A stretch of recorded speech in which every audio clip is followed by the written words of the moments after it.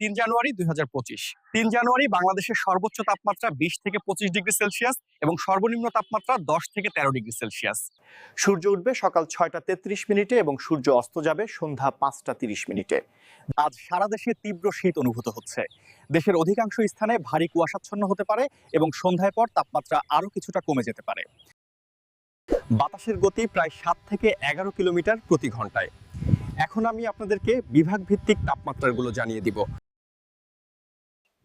ঢাকা বিভাগের দিনের তাপমাত্রা হতে পারে 21 ডিগ্রি সেলসিয়াস এবং রাতের তাপমাত্রা হতে পারে 12 ডিগ্রি সেলসিয়াস। চট্টগ্রাম বিভাগের দিনের তাপমাত্রা হতে পারে 25 ডিগ্রি সেলসিয়াস এবং রাতের তাপমাত্রা হতে পারে 13 ডিগ্রি সেলসিয়াস। রাজশাহী বিভাগের দিনের তাপমাত্রা হতে পারে 21 ডিগ্রি সেলসিয়াস এবং রাতের তাপমাত্রা হতে পারে 10 ডিগ্রি সেলসিয়াস। খুলনা বিভাগের দিনের তাপমাত্রা হতে পারে 24 ডিগ্রি সেলসিয়াস এবং রাতের তাপমাত্রা হতে পারে 10 ডিগ্রি সেলসিয়াস।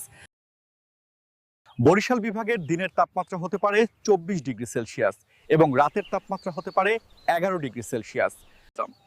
সিলেট বিভাগের দিনের তাপমাত্রা হতে পারে 22 ডিগ্রি সেলসিয়াস এবং রাতের তাপমাত্রা হতে পারে 12 ডিগ্রি সেলসিয়াস। রংপুর বিভাগের দিনের তাপমাত্রা হতে পারে 24 ডিগ্রি সেলসিয়াস এবং রাতের তাপমাত্রা হতে পারে 10 ডিগ্রি সেলসিয়াস।